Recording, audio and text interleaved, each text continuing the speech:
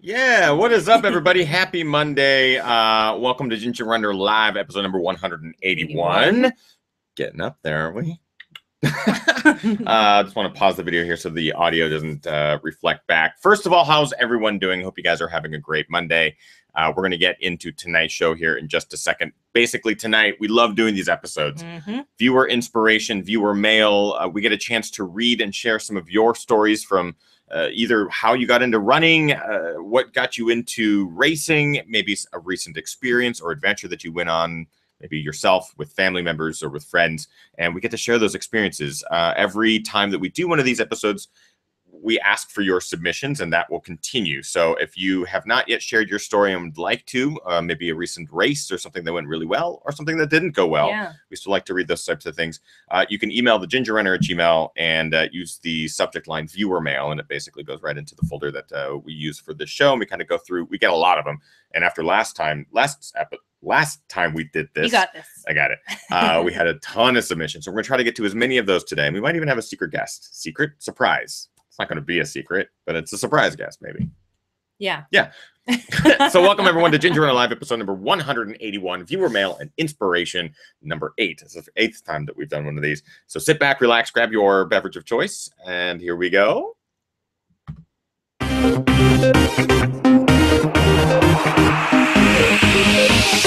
Ginger Runner.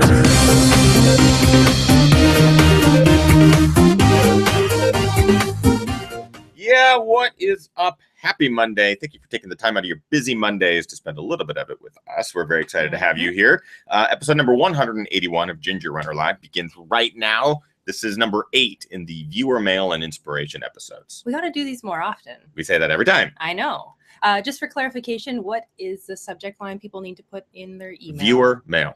Viewer mail. Okay. Viewer mail. And it basically funnels it right into the folder that we use for these episodes where we get to read your stories and stuff like that. So if you have not already considered doing that, we got a lot of submissions since the last time we did one of these episodes, which is fantastic. We love reading these stories. And I'm sitting here today reading some of these stories and like tearing up and getting emotional because some of the stories are really touching and really personal.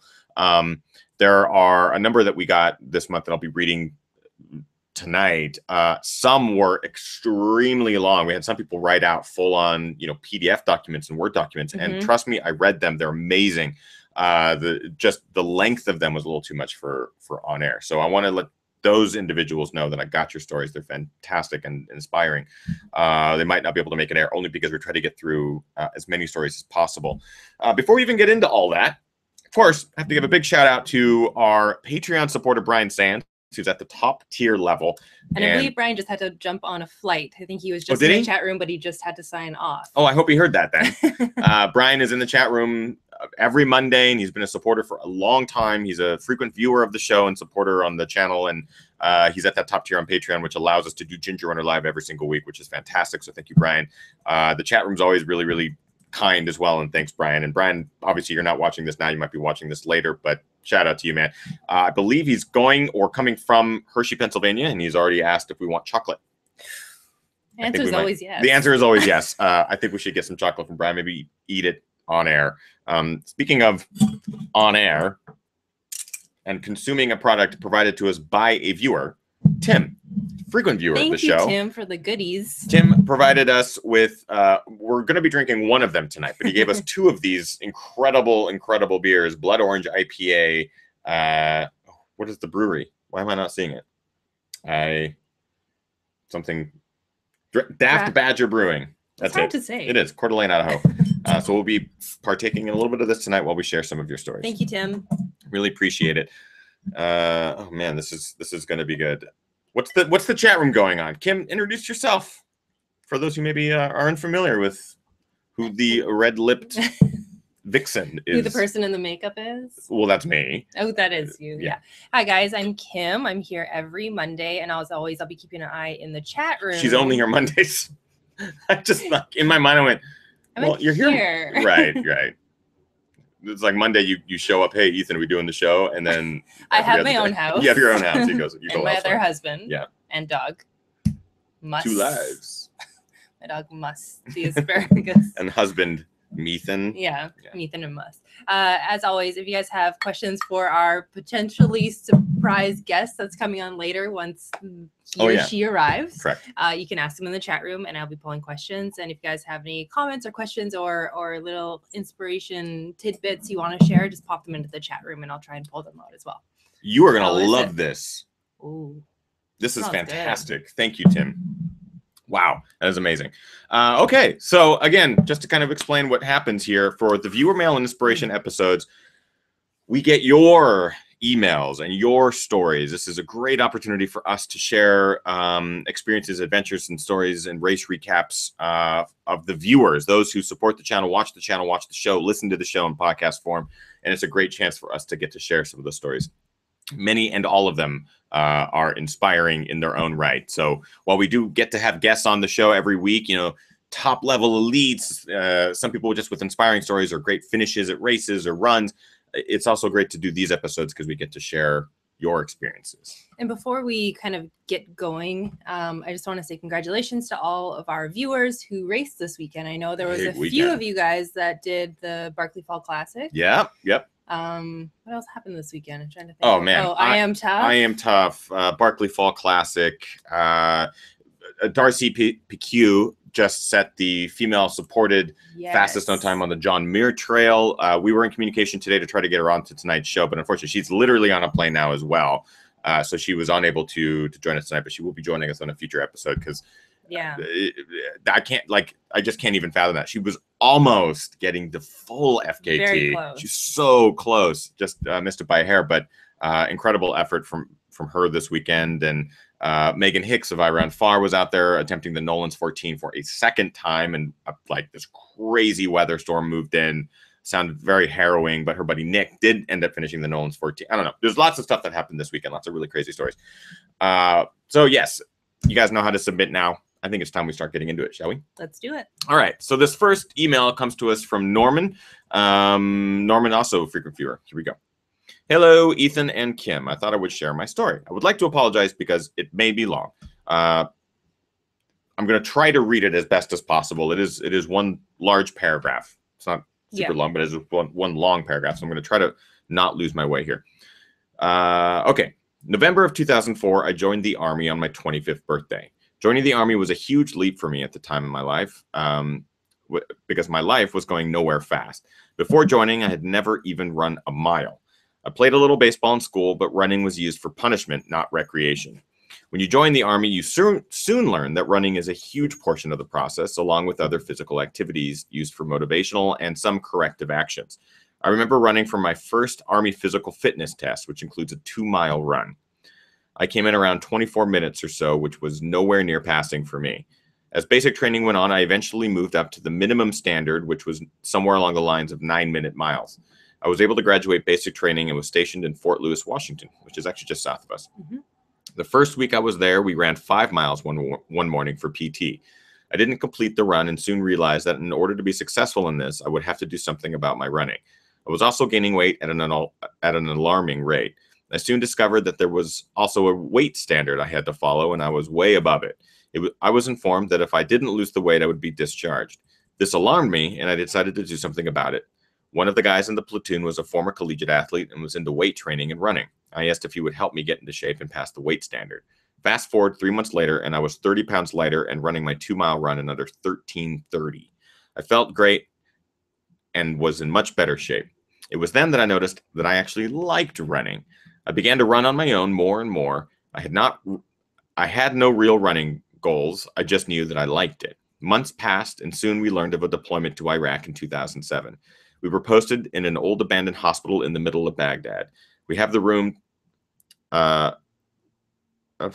in Baghdad. The building was shaped in a square surrounding a courtyard. It was not safe to run outside, nor did I have the room. So to run, I ran inside the building in the hallways. The building was 2 stories, so I eventually began to add stairs in my run. I even measured the halls by counting the tiles in the floor and doing the math to see how many laps equaled a mile. I can't remember the amount of laps, but it was over 20. Mostly I just tracked by time. We stayed there for 4 months and I was able to stay in pretty good shape. The hallways were hot in the summer when the temperatures would reach well over 100 degrees. We moved to other bases in the deployment, and I was able to get some runs in on treadmills as time went on. When I got home after 16 months, I decided to train for my first marathon. I signed up for the Whidbey Island Marathon in Washington. The first time was horrible, but I just wanted to finish the race. A year later, I deployed again to Iraq. This time I was stationed on a large base, and again I was limited in my places to run. I had two choices on this base: a mile-long track covered in packed dirt or the treadmill at the gym. This is where I learned to endure long runs on a treadmill, covering 10 to 12 miles on them at a time. One week I remember doing 7 10-milers all on treadmills. Sounds terrible. Man. For a challenge from one of my soldiers. Because of these situations, I can still do long runs on treadmills to this day. They do not bother me at all. I can't fathom not being bothered by them. Though I do prefer trails and the outdoors. In the winter, I would use the track to cover long run distances.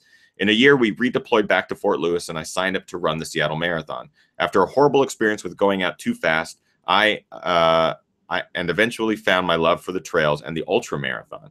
I then signed up and ran the Orcas Island 50K and the Chuckanut 50K in the same year. I was hooked, but soon had to leave the amazing trails in Washington for the harsh, rocky, rattlesnake-occupied trails of El Paso, Texas. It was here that I lost my passion for running and didn't run seriously for almost 5 years. I'm now stationed in South Korea and have recently picked up my running again. I'm doing very well and have rediscovered my passion for the sport. My goal is to be in 50K shape by January of 2018, and I have my eyes set on the Georgia Death Race for 2019. I'm heading to Columbus, Georgia next and plan to get out into the North Georgia trail scene. I'm very excited to get back to my true love of trail running and ultras. I think I've watched all the GRL episodes, videos, and trying to catch them live when I can here in South Korea. I think what you and Kim are doing for the sport is truly amazing. I'm a true fan of the show, and keep up the good work. Big shout out to Norman. Sorry, my phone. I don't know why it's on. I was waiting for Darcy. That's why I had it on. Big shout out to Norman. I can't fathom going through what he went through, not only being stationed overseas and having to go through deployment, but having to train in those sorts of conditions, running around hallways in abandoned buildings in Baghdad. Thank you for your service, Norman, and thank you for watching. I don't know if you're able to watch every show live or any of that kind of stuff. I hope you see that we read your story, because I bet you'd get a kick out of it, and I bet your mates would also get a kick out of it. Yeah, people in the chat room are loving the story. They're saying, like, that's awesome, no excuses, like he's getting it done, and that's the truth. You kind of make the most out of whatever situation that you're put in. Completely. I commend you, Norman, and hopefully we'll see you in 2018 crushing the trail 50K. It'd be great. Yeah. Please keep us posted on training and all that, and how that goes. Moving on. This is from Joseph. Hey guys, just barely started watching your channel, and I have been looking for an awesome channel to do with running, and I think I have found it. Just mad I didn't come to find this channel earlier. It's okay. We forgive you. My name is Joseph, and I'm 19 years old and currently training for my first ever 50-miler, which will be Antelope Canyon 50-miler in Page, Arizona in February, just before my 20th birthday. I have ran cross country and track in high school, but was never really fast. I've done a few half marathons and one marathon in May since graduating high school. I have been really in and out of running throughout the last 5 years, and it hasn't been until lately that I've begun really sticking with my training and seeing vast improvements in my strength, speed, and just overall distance in general. I can truly say that I'm addicted to running, which I don't know if that's a good thing or a bad thing, but honestly, I could care less. I have so many bucket list races that I want to do and goals, and this channel is so cool to see other people striving to do the same things when most of my friends, family, and coworkers just think I'm insane. There truly is something euphoric about running that people don't understand until they find it out on the trails. Anyways, keep up the good work. Love the channel so far. Thank you, Joseph. And you came to the right place, because I feel like we're all a little crazy here. Crazy for running and crazy for the sport and the stories and the challenges and the goals. So I think that's pretty great. And I love that we have this mix of viewership for people in their 30s, 40s, 50s, 60s and up, or 30s, 20s, and now, in the teens. I love that. And we also have people that watch the show with their families. We get pictures all the time of parents watching the show, maybe their kid, under 10, baby, toddler, infant. I don't know the terms. A baby toddler infant? A baby toddler infant. Also watching the show, maybe dancing to the theme song, stuff like that. I love it, but it's cool to see that this is entertaining for people of all ages and works well for everyone as well. What's going on in the chat room? Kimosabi was asking about, wondering if I was drinking out of a can or if it was a mug. It's Chuckanut 50K swag bag. Yeah. Glass. Well, it's metal. I love it. There's also people talking about the gorge being canceled this year Yes. or this coming year. Yes. And yeah. Big shout out here to Theodore K2. Send us an email. Of course, we have to read it. Since it's a viewer mail episode, I thought I'd throw in my weekend. By the way, this is from July, so some of these go further back. So still catching up. Theodore K2, I apologize that we're now reading this. Obviously, the last episode was before you sent this, but we're catching up. So what he's about to describe has already taken place a long time ago. I thought I'd throw in my weekend from the volunteer side of things. Every summer, our local running group, the Trail Nerds, do a race around a lake. It's a 10-mile loop, so there is a 10-mile, a 20-mile, and a 50K option. It's usually a really hot race, and this year was no exceptions. Temps got up to 101 degrees Fahrenheit with a heat index of 117. In Celsius, that's 90. That's not true, but it's 42, 44. I'm not going to try to do that now. I was an all-day logistics guy again this year. Ended up driving almost 70 miles and running and walking over 8 miles around the park, checking on the different aid stations, making sure that they had enough supplies, ice, etc. We went through just over 2,000 pounds of ice in total, keeping the runners as cool as we could. Pro tip for the ladies, boob ice is what he says, but I can imagine it does quite well, keeping the core cool. Worst case of the day was a runner that went out like an asshole, is what he's saying. Never had raced over a half marathon, was leading the 50K for probably 15 miles, then hit a wall. You think? I had to drive him back to the main aid station at mile 27. He had barely sipped water and had only taken in one gel the whole day. Dude was in some serious heat trouble by the time we got him rehydrated and cooled down. Just thought I'd share a story from the other side of the races that we all love so much. It takes a lot to put these things on. There is no doubt. It takes a lot to put them on. First pick of me. Oh, yeah, he sent a couple picks. Unfortunately, I didn't pull them into the software that I'm using to actually broadcast this. I might be able to do it by the end of the show while we broadcast live. But I love it. Thank you, Theodore K2, for jumping in and on the volunteer side of things and giving us a little update. There's a part of me that every time you hear a story of someone running for the first time and they're like leading a race or any of that kind of thing, there's that like dark side of my mind that's going, they're going to learn their lesson today. You know, like that. Something's going to happen. That's interesting that it was a person that hadn't run over a half marathon running the 50K got schooled by the heat. It happens. That's hot. It is. Like thinking about like not taking in calories and Oh, I just read Joseph. So moving on to Eric. All right, this one comes from Eric. Hello, Gus, Kim, and Ethan. You can call me Wonder Rico. I wonder if that's the screen name, perhaps, or that's just their nickname. Maybe. Wonder Rico. Almost my 1-year Patreon support anniversary. Thank you, Eric. Very, very much. Everybody's story is unique. I'm guessing mine is very unique. Maybe it is also worth sharing. I have a heart in perfect condition. Yay. But I also have a hereditary genetic mutation known to, in some cases, be the cause of a heart disease. Not so yay. Welcome to Gattaca, is what he's calling it. In France, race directors are forced by law to get an insurance covering all participants. So they require everyone to bring a medical permission form, an actual physician to be able to physician to be able to register for the events. My heart specialist says that I can run all I want on my own, even 100 miles per week, but he won't allow me to race even a 5K. I understand. It's because if I have a heart failure during a race, he would be held accountable.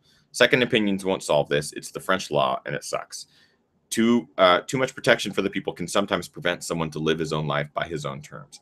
After a few months of despair, and thanks to your show, I am now back to training. I will keep my heart checked. I will do my own race alone, on my own, and maybe someday I'll travel abroad where I might be allowed to race. Gattaca can go to hell. Thank you all three for being a beacon for all of us. After months of being lost, you showed me the path to find myself again. P.S. What are race registration requirements like in the U.S.? So this is an interesting, I didn't know this about French races. So you're saying all races require the This is what Eric is saying in France. Is that France race directors are forced by law to get insurance to cover all participants. So some race directors will, I'm guessing all race directors require the participants to provide some sort of doctor's release note. So that would include UTMB, which I'm unfamiliar with this part of the registration process. I don't know if this is all races. He's saying all races. So maybe if someone who's watching now, or Eric, if you are currently watching, you can let us know if this is in fact all races. Oh, Gus is giving us the glare. I know. He's being crazy. He's being maniac. He might start barking here any minute. But as far to answer the question, that's another thing that we love to do with these viewer email episodes is we can answer questions if you have them. I don't know of any requirements like this for U.S. races. I'm sure there are races out there that do have. I think you have to like sign a waiver. Most will have some sort of waiver. Right? Yeah. I think all. Some sort of something. Well, you're not sitting there signing a form, but by registering, I think you by default. Yeah, like on Ultra Sign Up, you have to type in your initials, essentially as the for Ultra. Yeah. There are basically you're not holding the race director liable in this in the sense of anything happens. It's the race director will provide the correct like medical facilities to aid in any sort of emergency, but they won't. I don't know. That's. So I can't tell you if you show up to a race with such a heart condition, if they wouldn't let you race. I don't know of any race directors that would do that, or I don't know in this specific instance. Interesting. Somebody else in the chat room, I think it was Hawk, that said, yes, it's true about France. What? Oh, hey, hold on. We got to get our headphones on. Hold on. We have our secret surprise guest. There we go. I can hear. Can you hear us? Can you hear me? I can hear you. I can hear you. Yay! Without further ado, our super secret surprise guest. Yes, Linda did text. It's Linda Barton Robbins, a friend of ours, friend of the show, frequent viewer, also wife to Gary Robbins, who I'm currently editing on my computer. Gary's husband to Linda Barton. Let's put it that way. That's how I should have phrased it. Let's just say Gary is very lucky because Linda's a bad ass. And Linda, you just completed what I'm guessing, and what I only know through statistics, as one of the most difficult hundreds in the U.S. It's at altitude. It deals with all sorts of crazy weather, whether it's super hot. This year it sounded like it was super cold. It was really cold. I Am Tough, which is the Idaho Mountain Trail Ultra Fun Festival of Fun. There's only one F. There's only one F. Yeah. Okay, I'm adding an extra F. I'm calling it the Festival of Fun. Hold on. I'm sure a lot of people would say it was not fun. I will run that by them. I think they'd like that. Okay, so chat room is freaking out, by the way, that Linda is our guest. Gus has also just started freaking out. I'll let you grab him, maybe keep him on the lap or something like that. But Linda, like, we are honored to have you join us on the show tonight, because we are talking about viewer mails and inspiration. And one of the reasons why I'm really glad that we got you is because you are an inspiration to us. Both Kim and I talk about you probably more than we should. Every day. Good morning, Kim. Good morning, Ethan. What's Linda up to? We turned to our Linda pillow. Our Linda pillow, real life size, by the way. But we are inspired by you, and are honored to have you on the show. To give the viewers a bit of history about who you are, when did you've been running ultras for a long time, and you've run a number of them, all distances. When did you start, and what was your first? My first ultra, I can't remember what year it was. That's how long it's been. It's been over 10 years. I ran this thing called Loop the Lakes in Invermere, BC. And they called it a marathon and a half because it was 39 miles. It was all road. I had signed up for White River 50 to be my first, and I'd never run trails before. Oh, and so I did a little reading on it, and I decided that was probably a bad idea, and that was the best choice, because I would have hated it.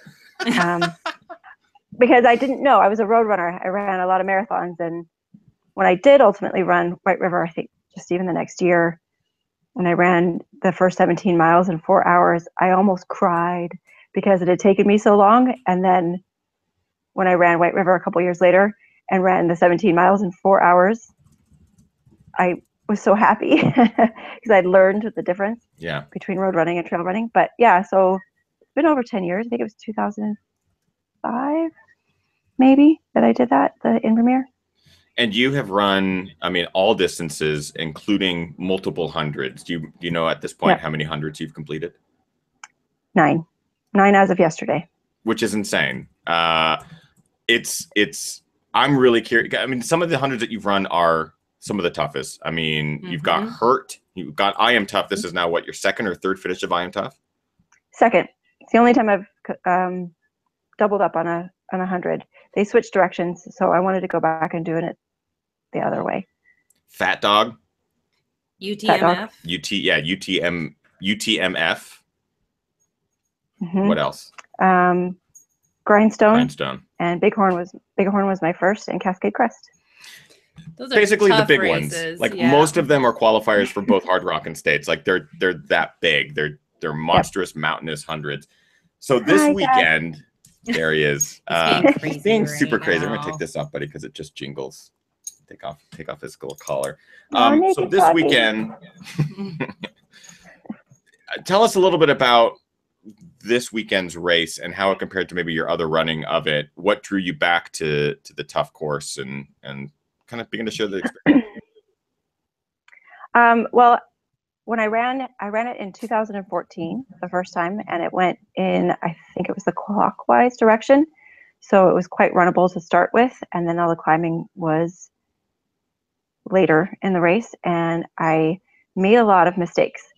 And which by the end of it, they have what they call moon dust on the course. It's an incredibly dusty course, and I'll probably cough a lot because I inhaled a lot this weekend. But the race director, Jeremy Humphrey, warned everybody not to get their feet wet because the dust would get in your shoes and it would cake on your feet, and it would really hurt them. And I have never had any problems getting my feet wet before, so I just kind of didn't listen, which was a huge mistake because my feet got wet, the dust got into my shoes, and I not only had massive trench foot, but my feet were just ripped apart. My toes were completely, like the tops of them were completely raw, and the bottoms of them were all blisters. And I actually had to email work when I got back to ask if it was okay if I wore slippers for a couple of days because my feet were just so swollen and bad after that. Man. So I loved the course so much, and I loved the heart of the race so much that I felt like I hadn't given it the respect that it deserved. And the fact that it switched directions. Like I mentioned, I don't usually double up on hundreds. I've never repeated one before. I know 100 distance is a long way to go, and I like the idea of, if I'm going to go that far, I want to do it somewhere new each time. But this one was so special in just the way it's put together and the beauty of it that I wanted to go back and do a better job. And they also, for the first couple of years that they did it, I think the first year was 2012. So the first 3 years they gave belts instead of buckles. And then they announced that they were going to start giving buckles to second year finishers. And, that's a reason enough to go back. So they've since stopped giving the belts. So I wanted to go the other direction. I wanted to do a better job, and I wanted the buckle to go with my belt. So that's why I went back. And how did this year compare? I mean, we know that it was cold. Was it freezing? It was cold. It was cold. It was freezing. So it was below freezing at the start. But it got nice during the day. So it was probably 60, 65 during the day.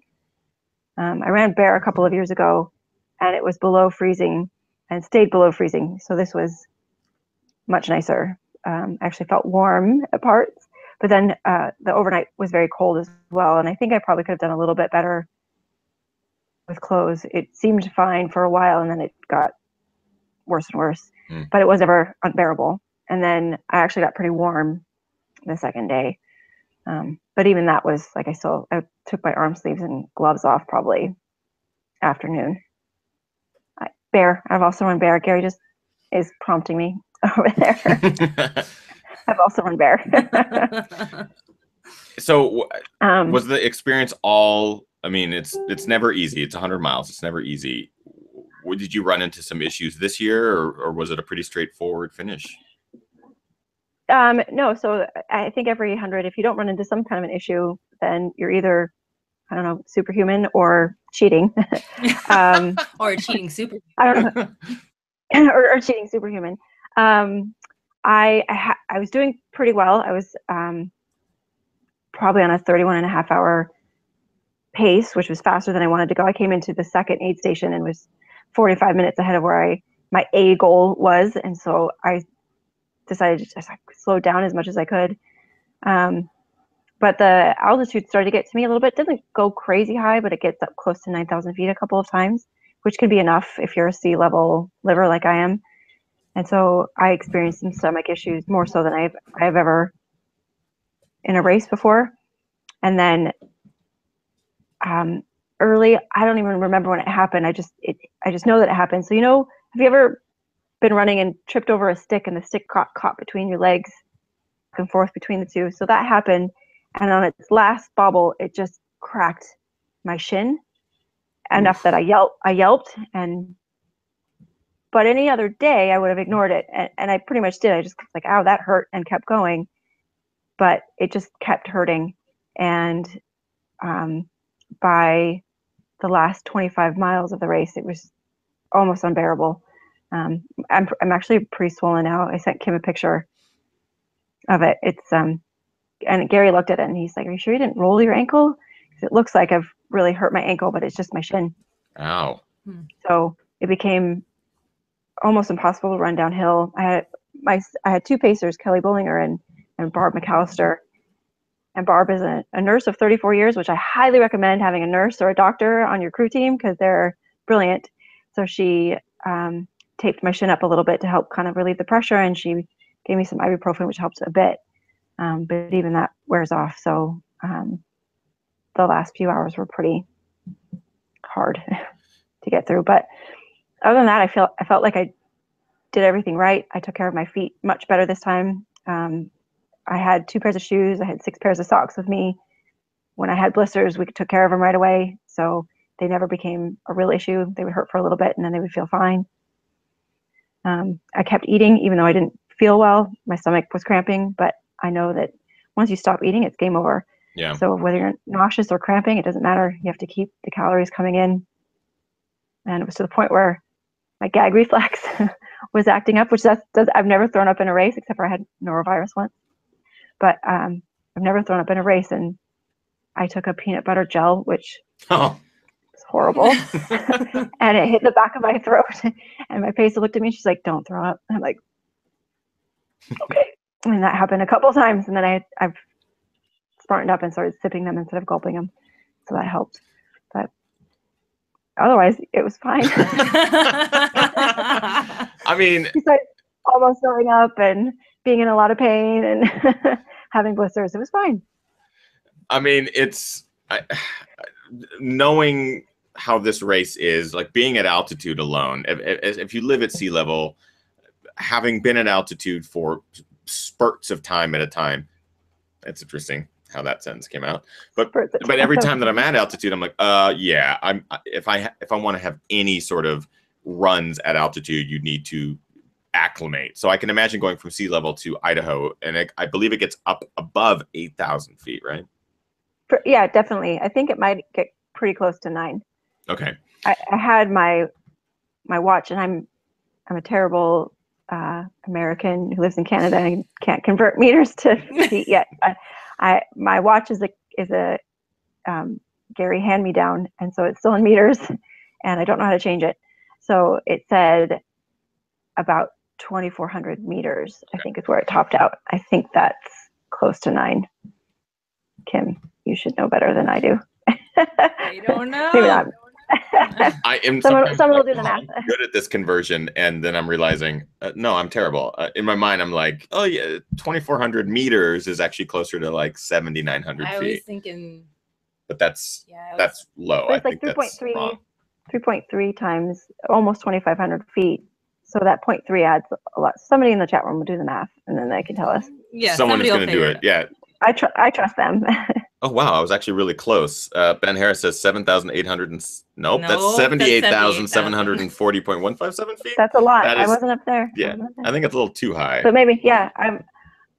I don't think it was quite that high, but I'm pretty sure at some point it was pretty close to 9. Or else it just felt like it.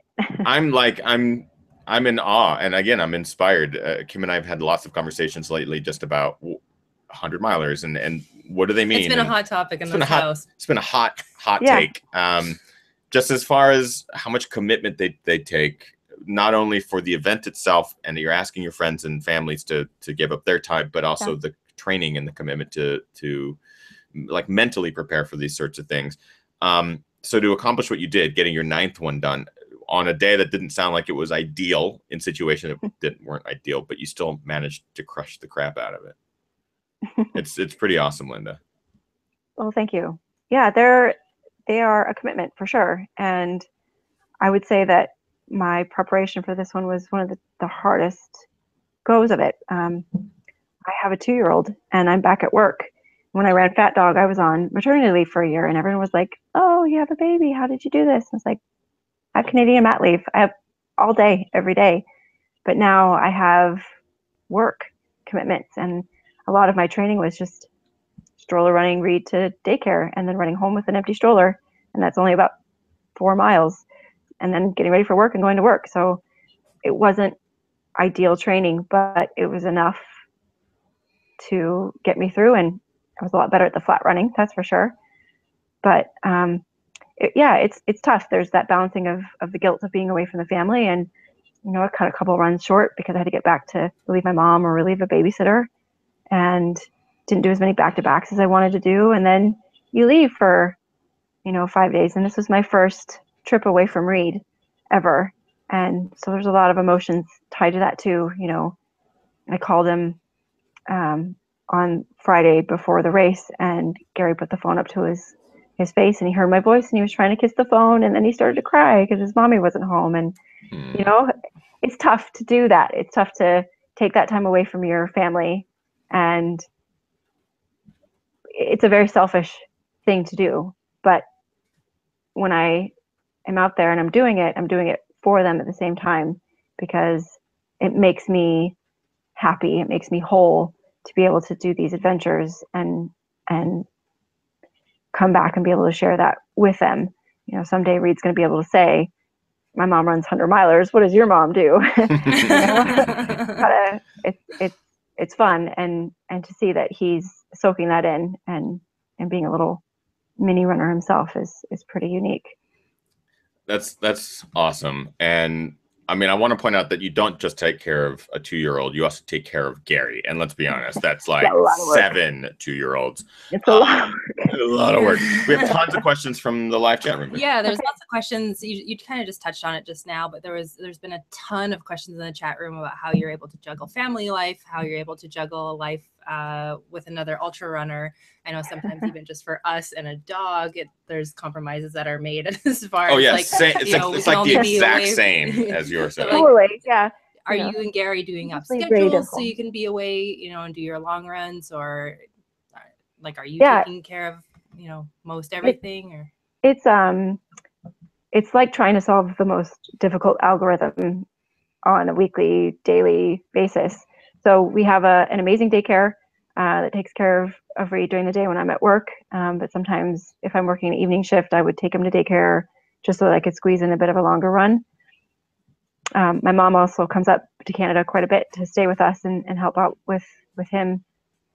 So that helps a lot there, 2 peas in a pod. And then it's really difficult to train at the same time, Gary and myself. So we do try to stagger our races so that he's not Barkley training while I'm trying to train for 100 at the same time. I think that would be near impossible, because there'd be a lot of fatigue in the house, because you have to come back after a long run and still be a parent. And I come back from this trip and Reed doesn't know that I'm super sore, and he's jumping on my lap. He's so excited to see me. He's jumping on my lap, which is horrible, but also funny. So finding those key people to help out, like my mom and our friend Diana, and having an amazing daycare really helps a lot. And then the stroller running and backpack hiking with Reed, bringing him with, and then trying to do family adventures too, helps to balance that out. But yeah, it's a lot of squeezing it in and having to send out really long emails with who's doing what and when, and putting it into our calendars. It gets a little complicated, but it's doable. It's workable. Go for it, Kim. Yeah, there's a comment in the chat room from Ingen. Ingen says, "Running has saved me this postpartum period." So how important was it for you to kind of get back into doing your regular running post baby. You were an ultra runner and a long distance runner before Reed. So yeah, how did you maintain and get back into it right after birth? Well, for me, being able to run again after having a baby, and I think Ingrid is her name. I think she'll understand this. Ingen, I-N-G-U-N. Ingen, yeah. and anybody who's given birth will understand this. Like, you spend 40 weeks plus 6 days in my case, with an alien in your body, and then you give birth and you start breastfeeding, and your body's no longer yours. Your body belongs to this other creature, and running is your chance, or my chance, to have my body back and to feel whole in mind and body, where I'm not attached to another human being, and it's just me. It's just me moving. I'm not, even if I'm stroller running or I have him in a backpack, it's still just my body moving, and I'm not giving it to anyone else. And so that's what it felt like for me, was just, it's me again. I feel myself again. And I'm pretty sure she's a similar kind of feeling. There's a comment from Wing, who we all know. He's a hi, Wing. Hi. BC runner and viewer of the show and Patreon supporter and stuff like that. Total sweetheart. He's asking about the sweatshirt you're wearing, and I just noticed it myself. I was wondering if you noticed it. Oh my gosh, Yep. So Ethan, I was wearing this. I put this on after I finished yesterday. Yes. I've been wearing it ever since. So it came off for my shower, but okay, I brought it with me. I brought it with me to Idaho, and this was my post-race attire. For reference, that used to be mine, and just so everyone is aware of why I even came into it, it was for a show called Gus is he wants to go out to the rain so badly right now. There's a show called Video Game High School, which is available on Netflix, which in my acting days I was a cast member on, and I talked to the costumer and basically said, would it be cool if I just wore cat shirts and cat outfits for every episode, just as a joke? Because I'm not in all the episodes, but every one of them I was like, I want to make the most out of my screen time with like an internal joke or inside joke with cat stuff. And she's like, I love this idea. I'm going to get you the best cat items. So I've been trying to purge cat items out of Ethan's wardrobe for the last 5 years. I've held on to them because I'm like, there'll be something I'll need this for. Them all. But Linda got my prized possession because I had it in our house. They came to visit. And Linda's like, I brought it out for some reason. I can't remember. You did. And I was like, there's no one that needs this more than Linda. Like, Linda is the only person on earth that needs this. Amy Sproston would probably fight me for this. I should have kept it because she's actually our guest on Mondays, next Monday's Ginger Runner Live. I should have kept it just for that show. Maybe we can get a photo. She's expressed interest. She's like, I want it. We have some matching outfits, cat-wise. That's fantastic. Let's get to a couple more questions before we let Linda go. Maybe we can get Linda to come back for the post show, for a Patreon post show. I could stay. Yeah. Okay, awesome. We'll do that for a little while. Cool. For a little while, yeah. Yeah, there's a lot of questions asking Linda, first female Barkley finisher. No. There you guys go. There you go. Well, on that vein, you are one of those individuals who is as close to the Barkley as you can be without running the Barkley. You know what it takes to train. You've seen it. You've been there. You've crewed. What is it about it that does not interest you as someone who has completed some of the toughest races on earth?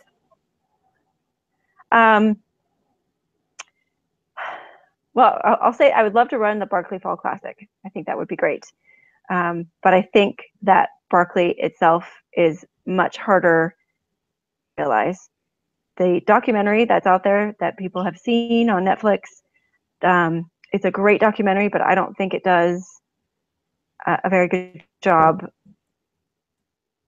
Difficult to say that it's not a great documentary, but they weren't allowed access to course. And so seeing someone like Gary Robbins come in off the first loop and look as destroyed as he does after a first loop is enough for me to say there's no way in hell that I need to go out there and do that. I like to do hard things that I think that I can complete. Hard rock is something that I would love to do. I'm scared to death of that one. Barkley is something I don't think I could ever complete. And maybe doing one loop could be cool, but I'll do the Fall Classic. It's enough. And we actually have a couple of our viewers and regular Patreon supporters, Chuck and Lori Hall, who attempted the Barkley Fall Classic this last weekend, and we'll probably end up talking to them on a future episode about that. But they did also submit some viewer mail, which I was just about to read as well. Before we, I'm going to read maybe one or two more viewer mails before we wrap up the main show. But I would love for Linda to join us in the post show. So if Linda, if you have 10 minutes in about 10 minutes, we'd love to get you back on for the post show because there's still some questions that people have. Yeah, some really good questions. Okay, so yeah, I'll sign off now and come back in 10 minutes. Exactly. New link. Yeah, okay. I'll be emailing you a new link, Linda, and you'll be able to join us just for the post show. Okay. All right. I'll see you guys. Thank you so much. Thank you so much, Linda. Congratulations. Bye. A huge congratulations Thank to you. Linda for completing I Am Tough. We're going to call it the Fun Festival of Fun. Way to get your buckle and your belt. You absolutely rock, Linda. All right. Thank you. I'll see you guys in a bit. Thanks, Linda. Bye. So that's awesome to have Linda. And for those of you who are wondering, what's this post show? If you want to join us for every post show on Monday, we have all of our guests come and join us for a little bit additional show time.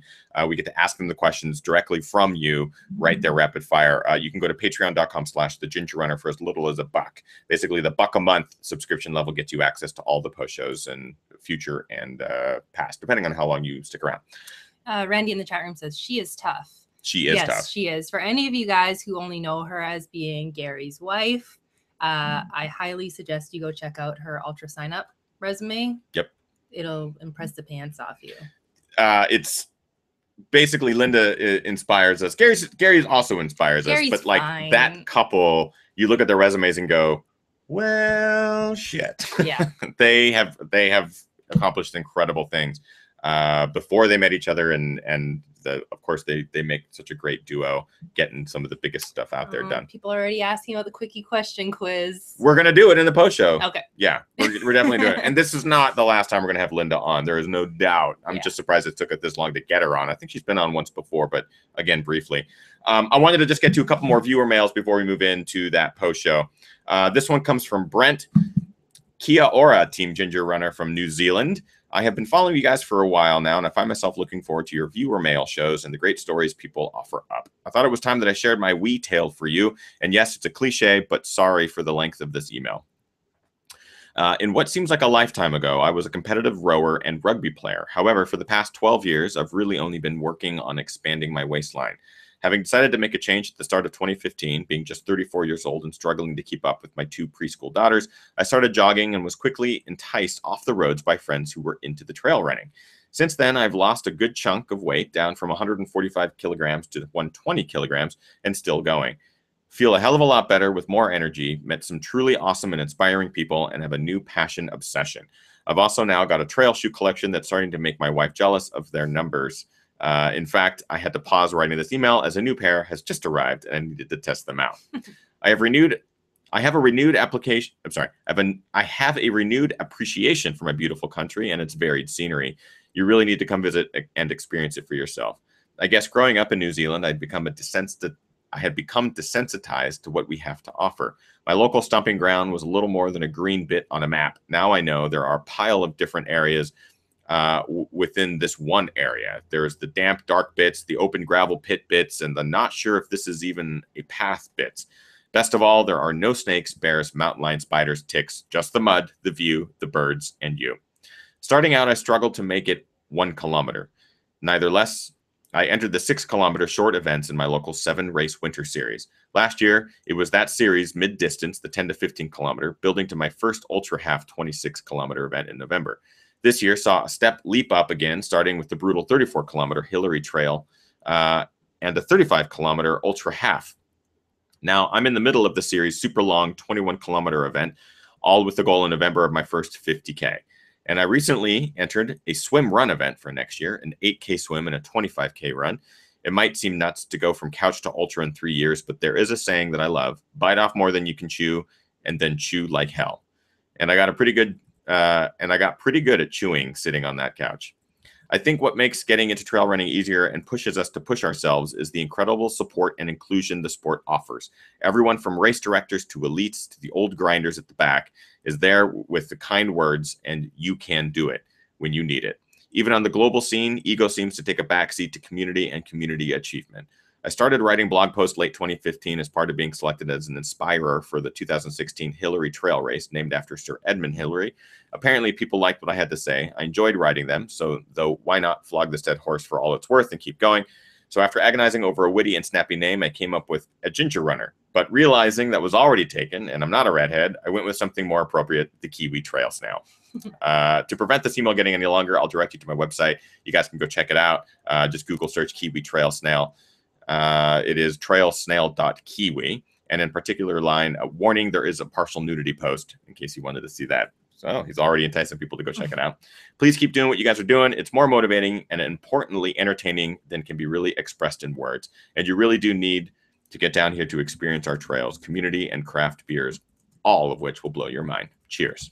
Thank you so much, Brent. Really, really appreciate that email. And congratulations for moving your way up, basically leading up to the 50K that you have coming up. Please keep us posted on how that goes out. The reason I wanted to kind of end with this one is because he talks about community and he talks about the global sense of this community and how supportive it is. And that is why we do these viewer emails, because we get so many of them and we never get through enough. I wish this show was longer, and I also wish I read faster. I'm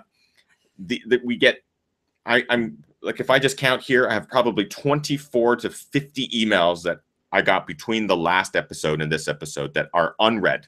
And it's not because the stories aren't great or any of that kind of stuff. It literally, I'm just trying to read them in some semblance of order and not pick favorites. So there are lots of stories that will continue to be held over for the next one.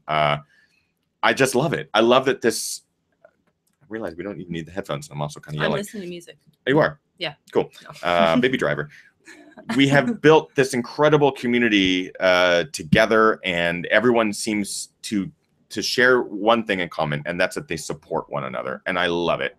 And it's one of the few times, at least in my life, where a community has come together to support each other, not fight each other, not one up each other, anything like that. And it's amazing. It is just turned into this amazing thing of support where people from around the globe, people from South Korea, from Hong Kong, Australia, New Zealand, Europe, all coming together to support each other.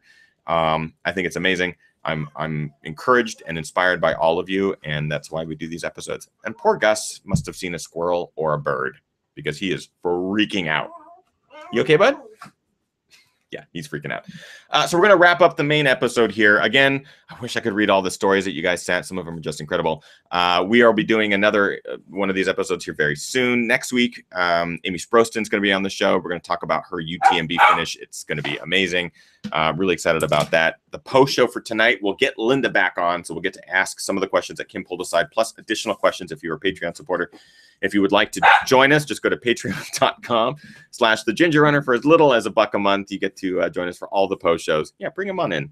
We'll let Gus say goodbye as well. Hey, bud. You freaking out? Grumble, grumble, grumble. Thank you guys for taking the time out of your Monday, and congratulations to everyone who completed some big stuff this weekend. Lori and Chuck Hall, I got Chuck's email from last viewer mail, and I was going to read it tonight because I thought it would dovetail nicely with their story, but it might be nice to get them on a future episode to talk about their experience at the Barkley Fall Classic, which is we're going to call it a baby Barkley. I know that it actually follows a lot of on-trail stuff, but it sounds incredibly difficult. We had multiple friends run it this last weekend, and since I'm in the midst of editing Where Dreams Go to Die, which is the Barkley movie for the last 2 years following Gary Robbins, I'm like in touch with Frozen Head and kind of what's going on there. So to read some race reports that came out of the Barkley Fall Classic, which I've known about for a while, but I just didn't realize how hard it was. I believe they call it a 50K, but I believe it's closer to 47 miles, which isn't even close to a 50K. But it sounds really, really tough. Really tough. Yep. So congratulations to Chuck and Lori for getting the Barkley Fall Marathon done. That distance probably wasn't even a marathon. It was probably closer to 30 plus miles. So it's probably closer to an actual 50K. Regardless, we'll talk to them on a future episode. We'll see you guys in the post show. Am I forgetting anything? I don't think so. I think that's it. I think that's it. GRVR is coming up. Yeah, I'm excited very to see some of you soon. guys commenting. Somebody just got their package as the show was happening. So. You will be receiving your GRVR packets this week, pretty much. If you haven't already received it, you should be receiving it this week or next week. International orders, make sure you check your local delivery service, your postal service, in case it's being held in customs or anything like that. But yeah, October 8th is just around the corner. It's going to be amazing. We've already been getting photos and stuff of people receiving their gear and rocking it out on runs and stuff like that. So it's pretty cool. Pretty cool. We'll see you guys in the post show. And we'll see you next week. That's it. And that's it. Thanks, guys. Thanks, guys. Bye.